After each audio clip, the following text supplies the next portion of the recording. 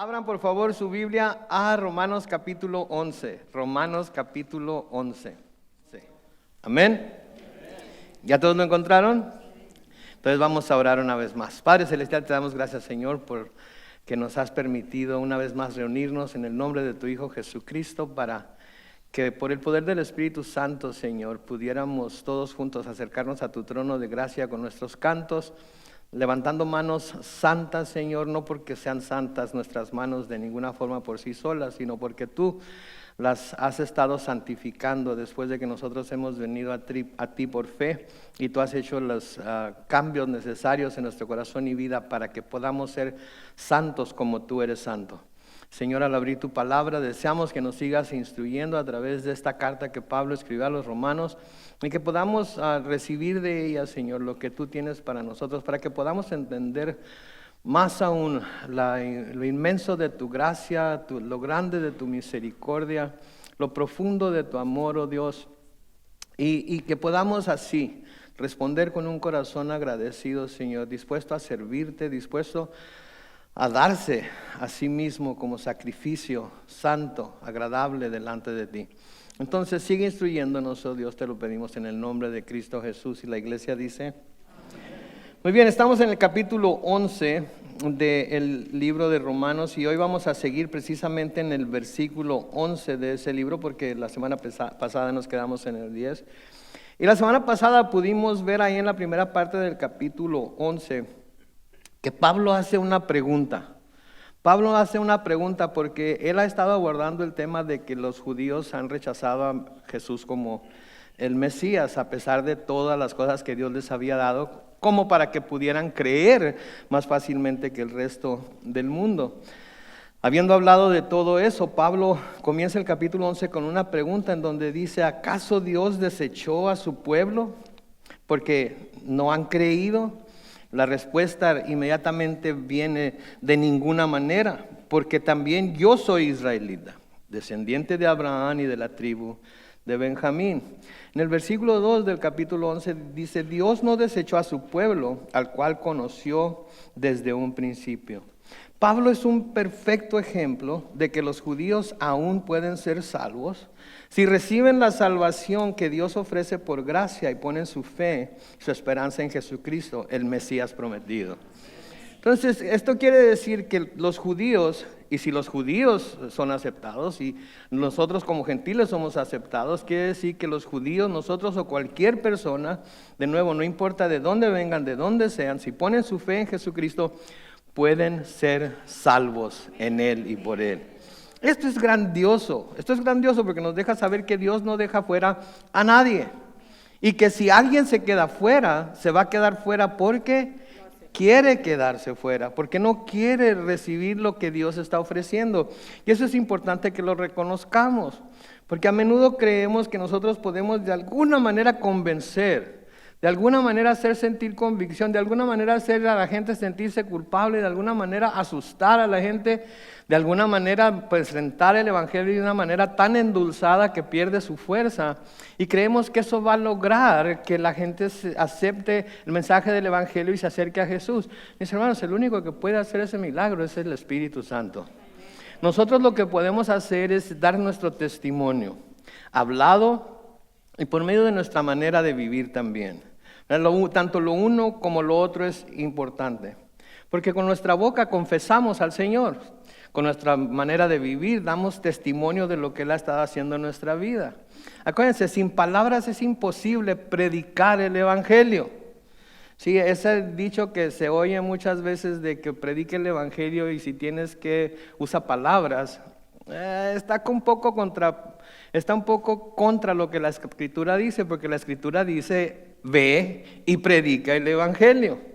Entonces, lo que la experiencia de Israel nos deja saber es que, primero, Dios es fiel. Segundo, que la salvación está al alcance de todo aquel que quiera acercarse a Dios por medio de Jesucristo. Y tercero, que Dios no ha terminado con nadie que todavía esté vivo. ¿Ok? Todos somos un trabajo en proceso. Israel es un trabajo en proceso. Todo lo que está pasando con Israel, creo yo, al ver las Escrituras, al estar estudiando Isaías, puedo ver con toda claridad de que es una forma que Dios está usando para tratar de volverlos a sí mismos, ¿verdad? A veces somos cegados por nuestra cultura, a veces somos cegados por la cultura de que los que te bendicen yo los bendeciré, y a los que te maldigan yo los maldeciré, y pensamos que si de alguna manera criticamos las acciones de Israel, que si de alguna manera estamos un poco sesgados del perfecto respaldo a Israel, de alguna manera vamos a ser castigados, de alguna manera vamos a ser condenados. La verdad de las cosas, mis hermanos, es que Israel no es el Israel de ahora, no es el Israel que vemos en la Biblia. Y sí, oramos por Israel, queremos paz en Israel, queremos que Israel sea libre de vivir bajo el gobierno que Él quiere tener, sin preocupaciones de que terroristas lo van a atacar y lo van a querer destruir. Claro que sí, pero es lo mismo que debemos de pedir para todos los países a su alrededor también, ¿verdad? Entonces debemos de pedir que el Señor se mueva entre todos ellos también. Debemos de pedir que el Señor los alcance a todos ellos también. Entonces, esto es lo importante del Evangelio, que todo mundo está incluido, nadie está excluido, y que el único que queda excluido es el que sale de este mundo sin haber recibido la oferta de paz y salvación que Dios le ha ofrecido en Jesucristo. Luego nos dice que de la misma manera en la que en los tiempos de Isaías Dios se había reservado 7,000 hombres que no habían doblado la rodilla delante de Baal, nos dice, aún en este tiempo ha quedado un remanente escogido por gracia. Entonces Dios, por la misma gracia que está salvando a los no judíos, va a salvar al remanente de Israel.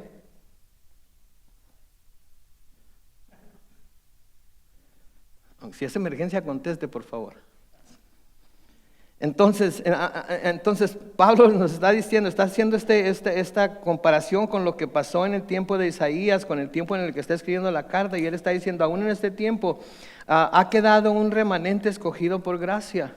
Entonces Dios, por la misma gracia que está salvando a los no judíos, va a salvar al remanente de Israel que está y seguirá volviéndose a él hasta que se haya incorporado la totalidad de los judíos. Como dice en el versículo, de los no judíos, perdón, que se haya incorporado la totalidad de los no judíos, dice el versículo 25. Y en el versículo 26 dice, y después de eso, todo Israel será salvo. Y vamos a ver lo que eso quiere decir cuando lleguemos ahí la semana que entra. Pero por ahorita con lo que nos debemos conformar es que Dios todavía no ha terminado con Israel. Dios sigue trabajando con él. Dios sigue abriendo las puertas y tratando de abrir sus ojos para que puedan recibir a Jesús. Pero Dios sigue trabajando entre nosotros también. Sin embargo, hubiera podido haber alguien que hubiera estado dudando de lo que Pablo estaba diciendo, y como Pablo siempre está tratando de contestar preguntas antes de que se le hagan, hoy tiene otra pregunta que hacer, porque ese es el tipo de persona que es. Pablo anticipa las preguntas que le pudieran hacer y trata de buscarle una contestación para tratar de satisfacer la duda de cualquier persona. ¿Va a satisfacer la duda de todas las personas? Nunca. Porque siempre va a haber, pero ¿qué tal esto? ¿Pero qué tal aquello? ¿Pero qué tal esto otro? Aunque vamos a concentrarnos en el texto que tenemos delante.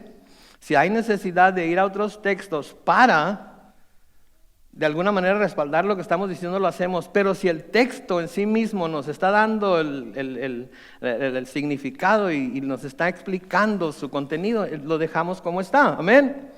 Entonces la pregunta de hoy en el versículo 11 del capítulo 11 de Romanos dice, pregunto entonces, ¿será que los de Israel tropezaron para caer? Y ahorita vamos a ver qué quiere decir eso. De ninguna manera. Más bien su transgresión redundó en la salvación de los no judíos para que los israelitas se pongan celosos.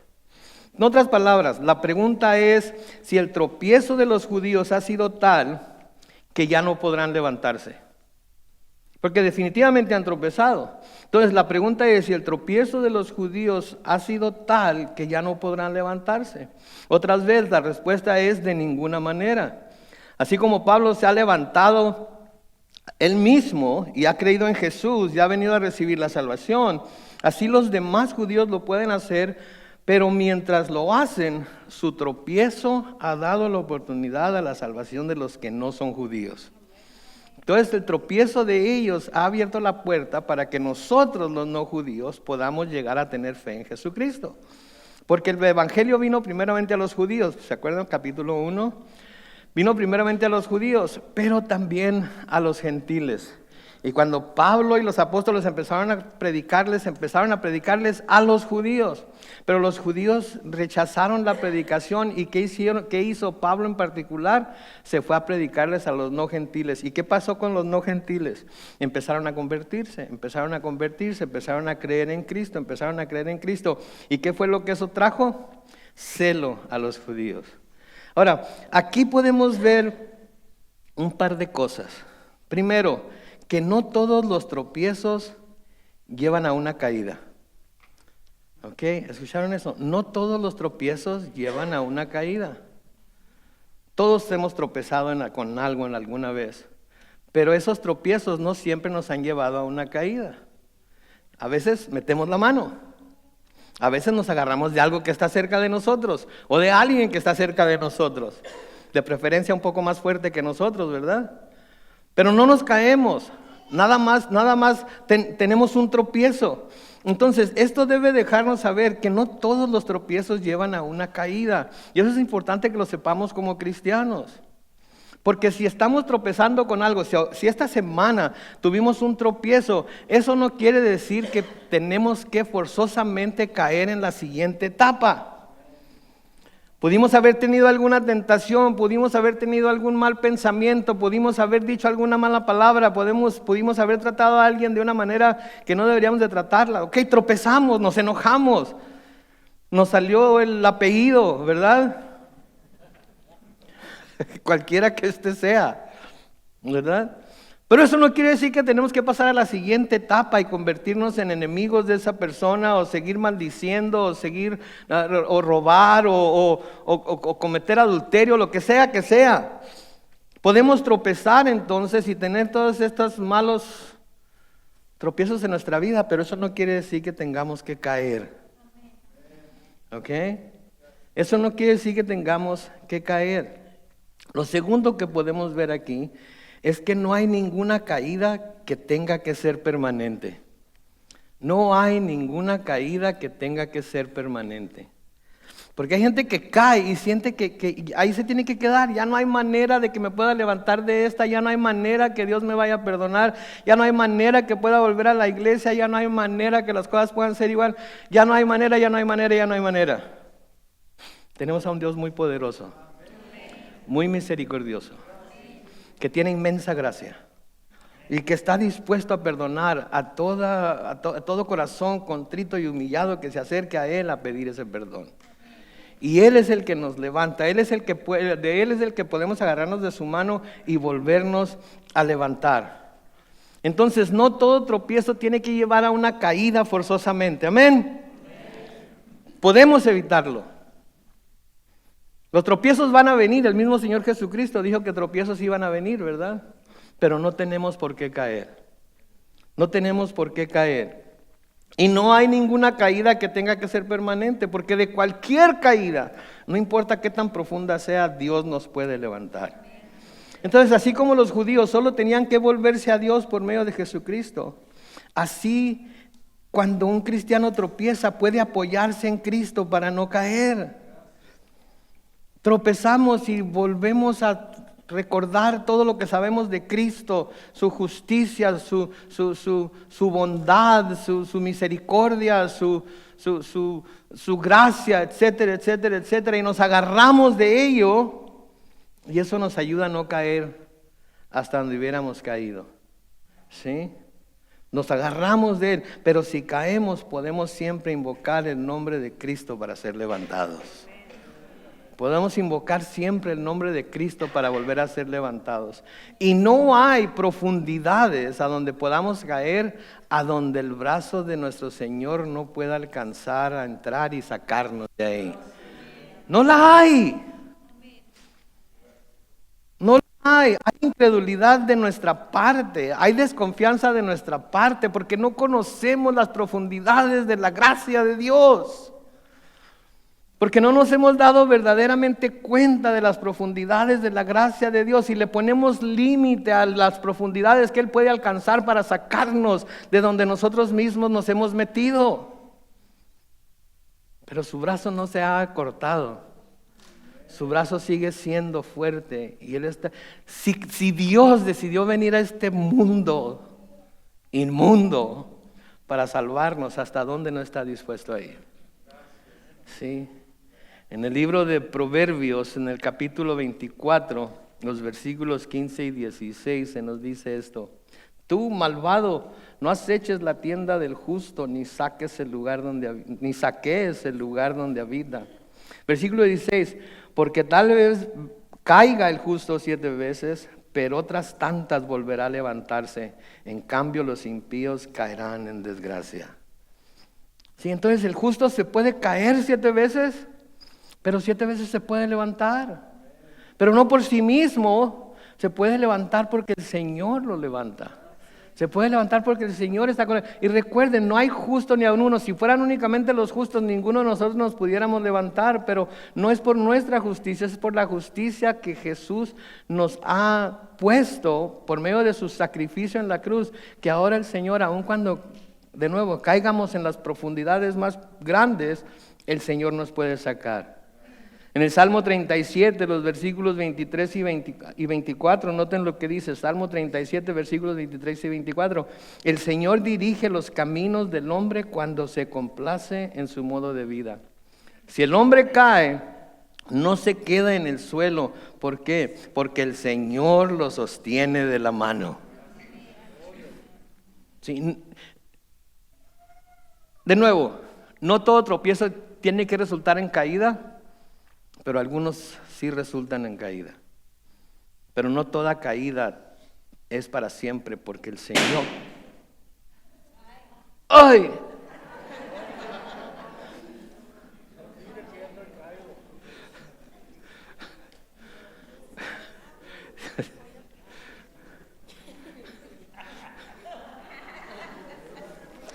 Ok.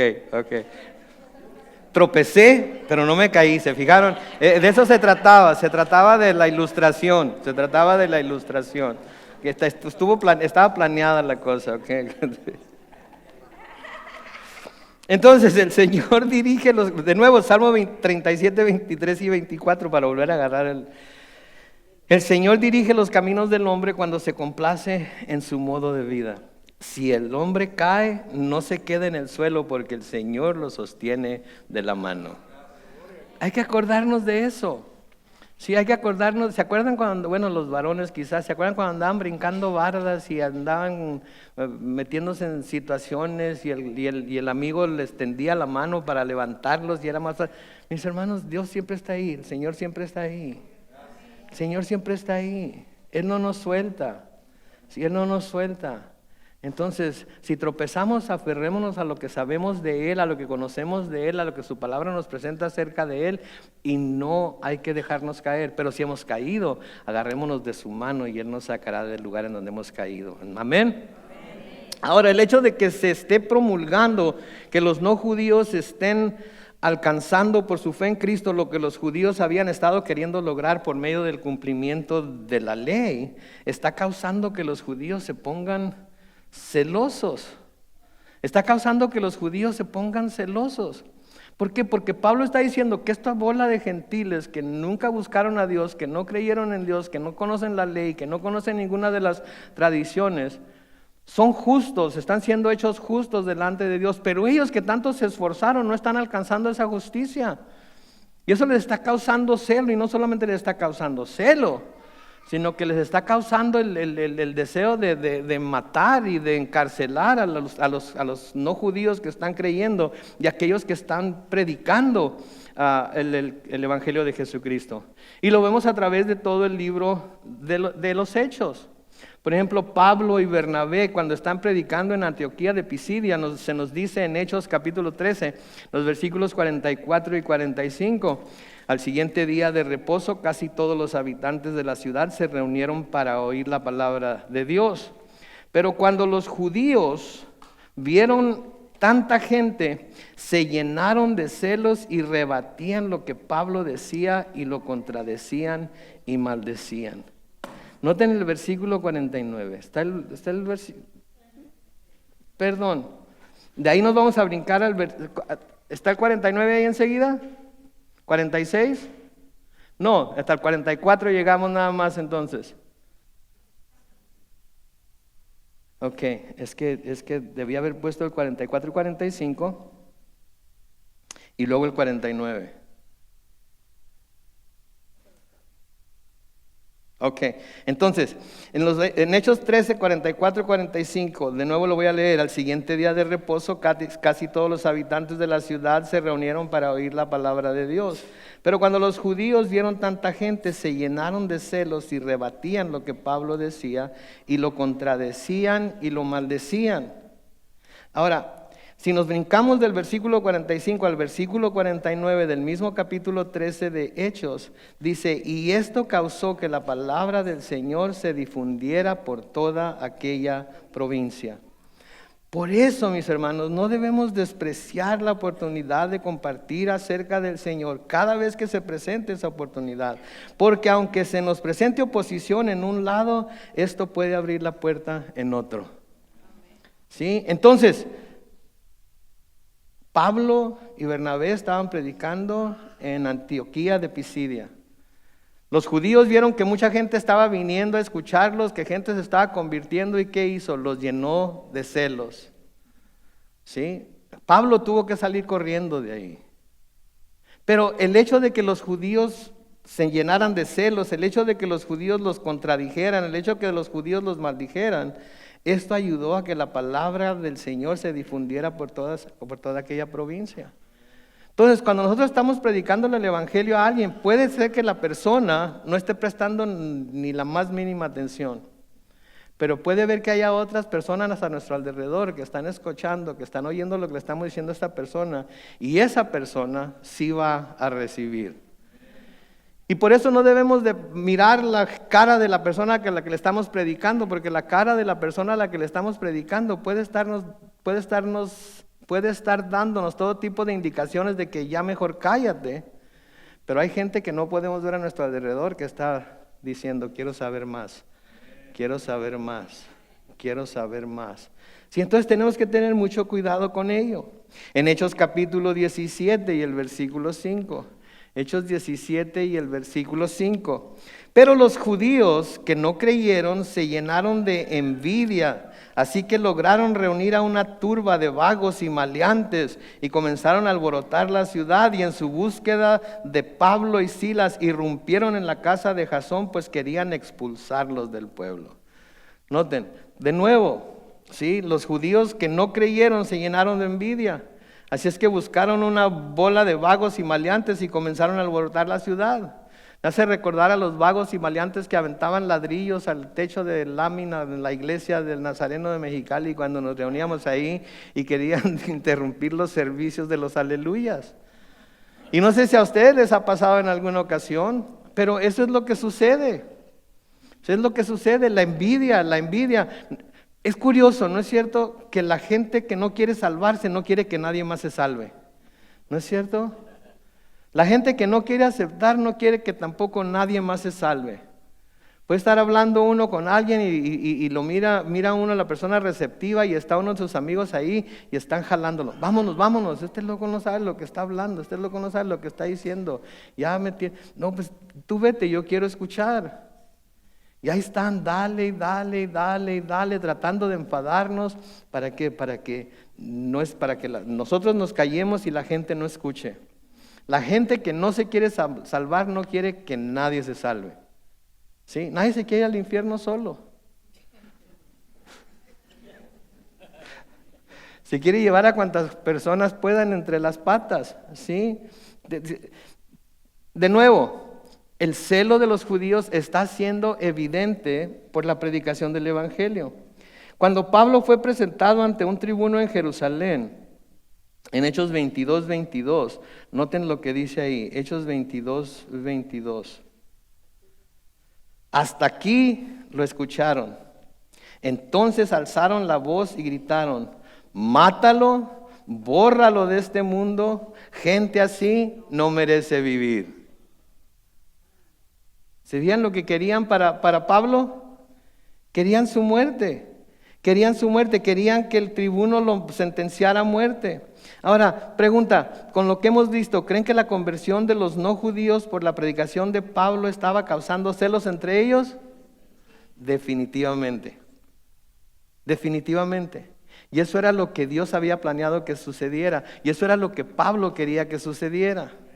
¿Sí? Entonces, el plan de Dios es que Pablo, que era el mejor calificado para predicar a los judíos, ¿entienden eso?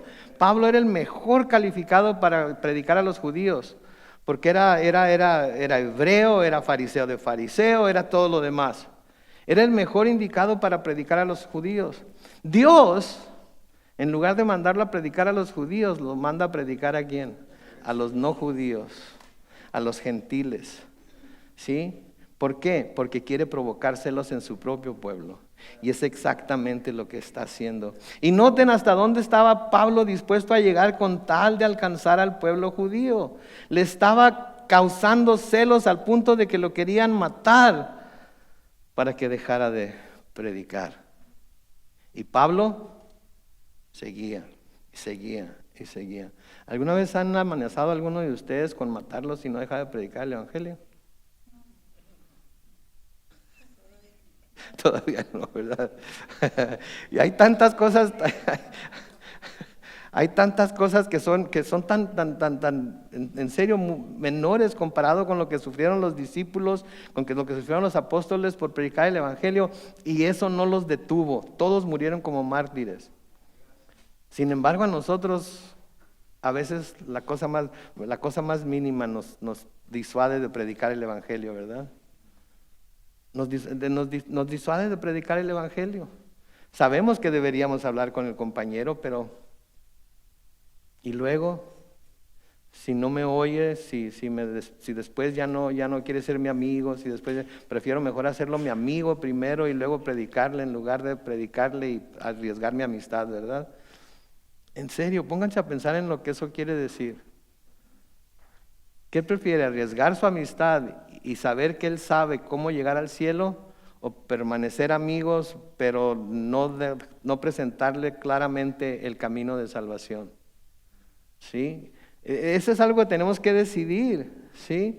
Versículo 12 de Romanos 11 sigue diciendo: pues si su transgresión ha enriquecido al mundo y su fracaso ha enriquecido a los no judíos, mucho más será lo que logre su plena restauración. Noten, si su transgresión ha enriquecido al mundo, porque Jesucristo vino a salvar al mundo, y su fracaso ha enriquecido a los no judíos, porque los no judíos estaban creyendo en él, mucho más será lo que se logre con su plena restauración. Pablo no ve el rechazo de Jesús por parte de los judíos como algo trágico.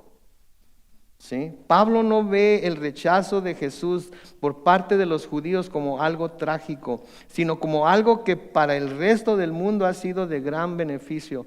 Y si este rechazo es de beneficio, llega a la conclusión de que la restauración de Israel será de un beneficio aún mayor. Él simplemente está razonando, ok, si el rechazo de ellos está causando todo este beneficio para el mundo, para los no judíos, ¿qué irá a pasar cuando finalmente ellos lleguen a tener fe en Dios, lleguen a tener fe en Jesús? Eso es lo que Pablo está diciendo ahí. Ahora, ¿cómo hemos sido nosotros enriquecidos por Dios debido al rechazo de Jesús por parte de ellos? ¿Cómo hemos sido enriquecidos nosotros por parte de Dios debido al rechazo de Jesús de parte de ellos? Primero, nos ha dado la oportunidad de conocer a Jesús, amén. Nos ha dado la oportunidad de conocer personalmente a Jesús y de reconocerlo como nuestro Mesías y de recibir su gracia. ¿Sí?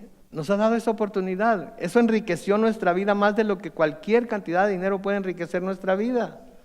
Porque el dinero, las posesiones, las riquezas, eso puede enriquecer nuestra vida mientras estamos aquí. Pero sabemos que aquí no acaba todo, ¿verdad? Sabemos que hay una eternidad después de esto. Ahora la pregunta es no qué tan ricos vamos a ser aquí en la tierra y en esta vida. La pregunta es qué tan ricos vamos a ser cuando lleguemos allá. ¿Verdad? ¿Qué tan ricos vamos a ser cuando lleguemos allá? ¿Sí? ¿En dónde hemos puesto nuestra esperanza? ¿En dónde hemos puesto nuestra fe? ¿En dónde hemos puesto lo que deseamos para un futuro glorioso con el Señor? Si está en Jesucristo, está bien guardado, no hay ladrones, no hay corrupción, ahí está y ahí va a estar hasta que lleguemos a su presencia. Amén. No es como los bancos de aquí que en cualquier momento pueden colapsarse y todo lo que tenemos desaparece. Todos los que tienen dinero en el banco, ¿saben cuánto dinero en efectivo tienen? 0. Todos son los números que le mandan en su estado de cuenta. Ahora, puede ir a pedirlo todo de regreso. Dependiendo de cuánto es, se lo pueden dar o no.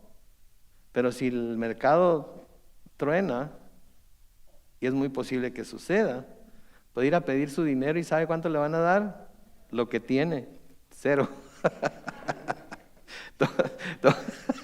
Porque todo es papel, ¿verdad? Entonces hemos sido enriquecidos sobremanera por conocer a Jesucristo. No tenemos idea de lo ricos que somos, ¿sí? Pero Pablo nos da una idea, por ejemplo, en Efesios capítulo 1, versículos 7 al 10. Efesios capítulo 1, versículos 7 al 10. En él tenemos la redención por medio de su sangre, el perdón de los pecados según, noten, las riquezas de su gracia, la cual desbordó sobre nosotros en toda sabiduría y entendimiento, y nos dio a conocer el misterio de su voluntad según su beneplácito, el cual se había propuesto en sí mismo para que cuando llegara el tiempo señalado, reuniera todas las cosas en Cristo, tanto las que están en los cielos como las que están en la tierra. Entonces hemos sido enriquecidos por su gracia y su gracia se desbordó sobre nosotros. Sí, obvio que cuando algo se desborda, cuando un canal, cuando un río se desborda, ¿qué quiere decir? Que las aguas han llegado a tal grado que todo sale del canal o del río. Y todo lo que está alrededor, ¿qué le sucede? Se moja. Lo que quiere decir es que la gracia de Dios así es como nos ha cubierto a nosotros también. Se ha desbordado al grado de que siempre estamos cubiertos en ella. Ahora, obvio que el más grande beneficio que hemos recibido de parte de Dios por el rechazo de los judíos es la salvación por gracia por medio de la fe. Amén. Pero también somos ricos porque en Él y por Él tenemos acceso a esa gracia cada vez que la necesitamos. Cada vez que la necesitamos tenemos un acceso libre a esa gracia. ¿Sí? No tenemos que llegar a una ventanilla y que se nos cheque el balance que tenemos para ver si se nos puede dar o no. Cada vez que nos acercamos a esa ventanilla, ¿saben qué hace el Señor? Gracia. ¿Sí? En Hebreos capítulo 4, los versículos 15 y 16, dice, porque no tenemos un sumo sacerdote que no pueda compadecerse de nuestras debilidades, sino uno que fue tentado en todo de la misma manera que nosotros, aunque sin pecado. Versículo 16, por tanto, acerquémonos confiadamente al trono de la gracia para alcanzar misericordia y hallar gracia. ¿Para cuándo? Para cuando necesitemos ayuda. ¿Qué tan seguido necesita usted ayuda?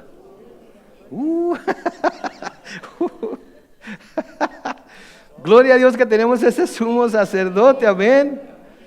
Gloria a Dios que podemos acercarnos confiadamente al trono de la gracia para alcanzar misericordia y hallar gracia para cuando necesitamos ayuda.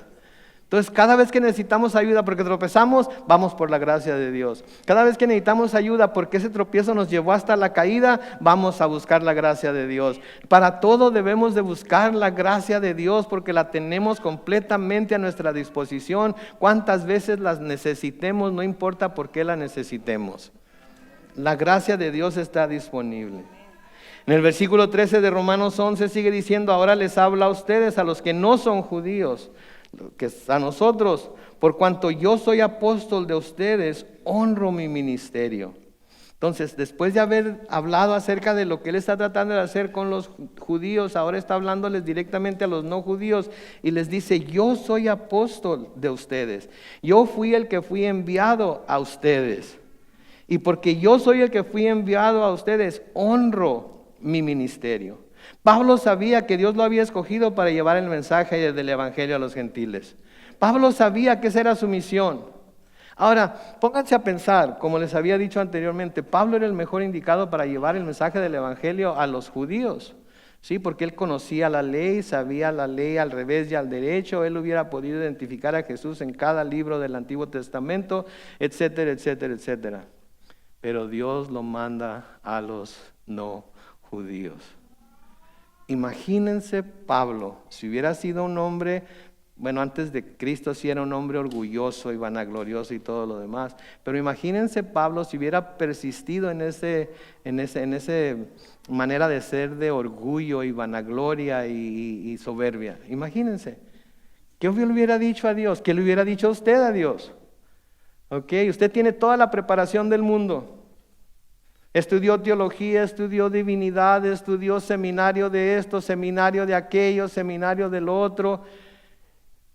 Y Dios le dice por medio de su pastor, del director de ministerios de jóvenes e infantiles, y les dice: usted me gusta para que les enseñe a los parvulitos los domingos en la mañana. ¿Saben lo que son los parvulitos? Los de primaria. Usted me gusta a mí para que les enseñe a los niños de primaria el domingo en la mañana. Acuérdese, tiene título de teólogo, estudió divinidad, me gustaría que nos ayudara con el grupo de niños una vez por mes.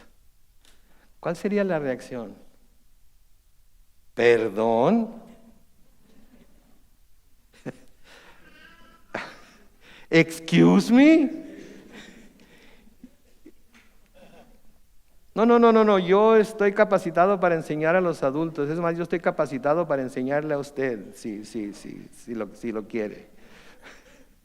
Wow.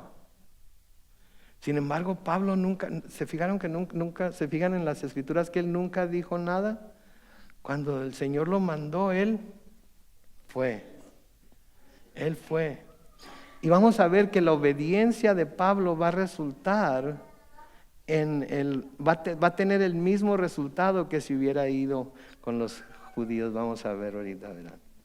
Entonces ahora él está diciendo: yo soy apóstol de ustedes, honro mi ministerio. Y Pablo, Dios había escogido a Pablo para llevar el mensaje del evangelio a los gentiles. Sí, y se lo dijo por él mismo y por medio de otros que ese iba a ser el caso. Cuando el Señor envía a Ananías a orar por Pablo para que recuperara la vista, ¿se acuerdan? En Hechos capítulo 9, los versículos 15 y 16, Hechos capítulo 9, versículos 15 y 16, el Señor le dijo a Ananías: ve allá, porque él es para mí un instrumento escogido. Él va a llevar mi nombre a las naciones, a los reyes y a los hijos de Israel. Yo le voy a mostrar todo lo que tiene que sufrir por causa de mi nombre. En Gálatas capítulo 2 y el versículo 8 dice: pues el que actuó en Pedro para el apostolado a los judíos. Imagínense, mandaron a Pedro a predicarles a los judíos. Pescador, no tenía mucho conocimiento de la ley, nunca había sido un hombre religioso, y se lo mandan a los judíos. Y el erudito Pablo se lo mandan a gente como nosotros, ¿verdad? Se lo mandan a gente que, en fin. Pues el que actuó en Pedro para el apostolado a los judíos, actuó también en mí para con los no judíos. Y por último, en Gálatas capítulo 3, los versículos 13 al 14, dice: Cristo nos redimió de la maldición de la ley, y por nosotros se hizo maldición, porque escrito está: maldito todo el que es colgado de un madero, para que en Cristo Jesús la bendición de Abraham noten alcanzar a los no judíos, a fin de que por la fe recibiéramos la promesa del Espíritu. Noten lo que Pablo les está diciendo aquí a los Gálatas. Les está diciendo que en Cristo Jesús la bendición de Abraham los había alcanzado. Esa es la habilidad que tenía Pablo para presentar el verdadero evangelio, el verdadero plan de Dios. ¿Sí? Esa es la habilidad que tenía y lo enviaron a los gentiles. Pero noten que él estaba contento con ese ministerio. Y por el hecho de que este ministerio estaba causando el celo de los judíos, era que él le echaba más ganas. Como él miraba que al predicarles a los judíos y que a los no judíos y que los no judíos se convirtieran, causaba celos en los judíos, ¿qué hacía? Le echaba más ganas. Se esmeraba más por predicar a los no judíos. Se daba cuenta de que el ministerio que Dios le había dado de llevar el evangelio a los no gentiles era lo que Dios estaba usando para provocar a celos a sus compatriotas, y lo hacía con gusto porque por ello se estaban salvando los gentiles y de forma indirecta se salvarían muchos judíos también. Y al fin de cuentas eso era lo que Pablo quería. Mis hermanos, nunca debemos despreciar lo que Dios nos mande o nos llame a hacer a nosotros tampoco. Porque nosotros podemos decir, no, yo podría estar haciendo esto, yo podría estar haciendo aquello, yo podría estar alcanzando a estos, yo podría estar alcanzando a aquellos. Mis hermanos, si somos obedientes a lo que Dios nos llama, Él va a usar lo que nosotros hagamos en donde Él nos ha puesto para alcanzar a las personas que queremos alcanzar. ¿Sí?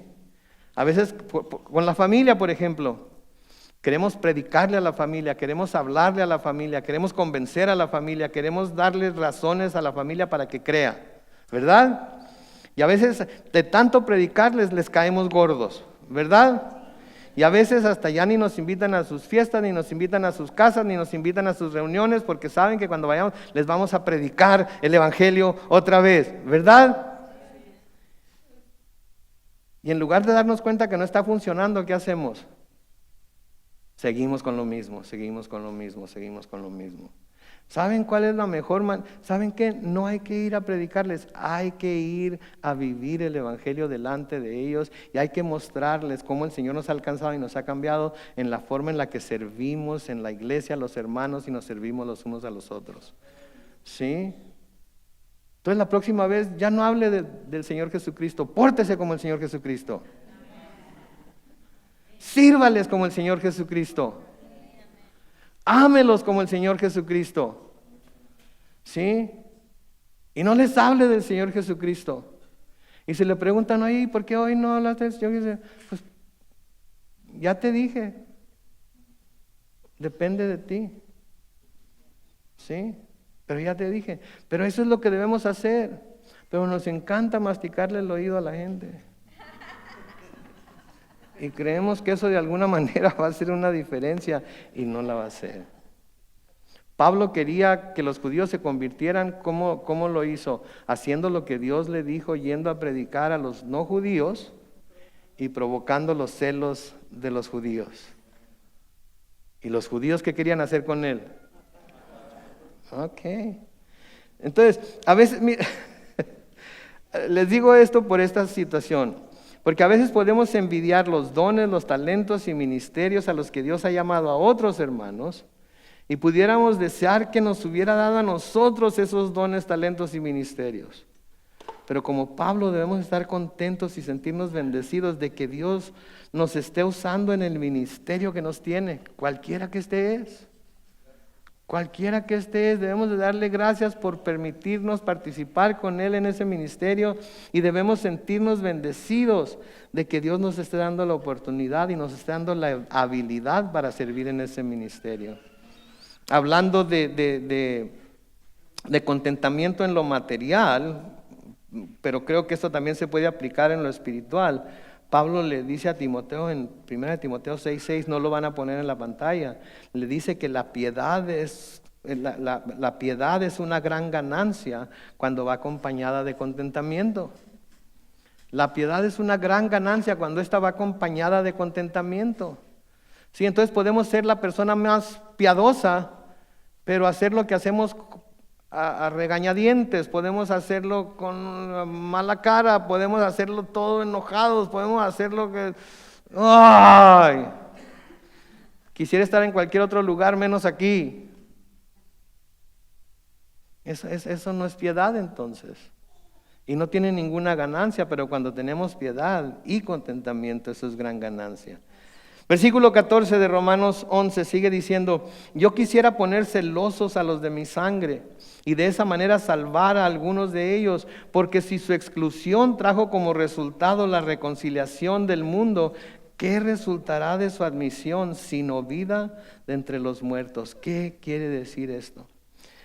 Claro que como ya hemos visto, el deseo de Pablo es que todo judío sea salvo. Pero ya nos ha dicho que él reconoce que solo será salvo un remanente. ¿No es cierto?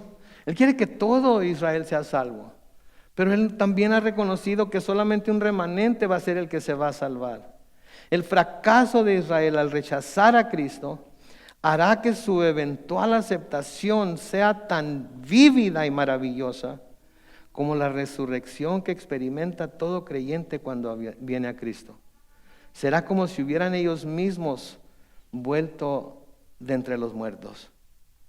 ¿Sí? Nosotros resucitamos de entre los muertos cuando vinimos a Cristo. Amén.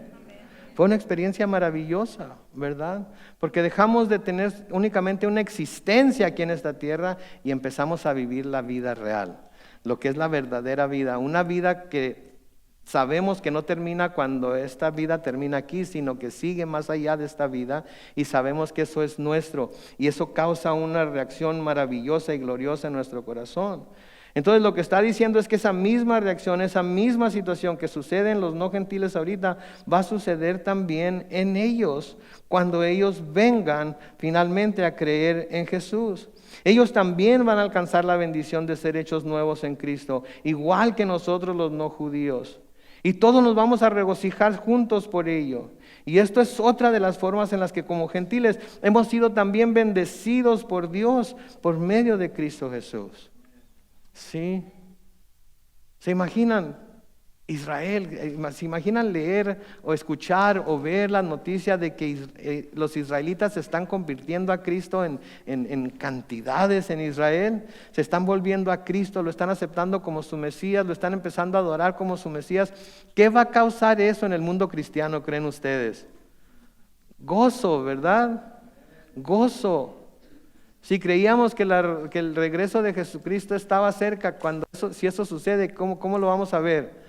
Como que agárrense, ¿verdad? Porque en cualquier momento duerman sentados para que los agarren pronto y los arrebate, ¿verdad?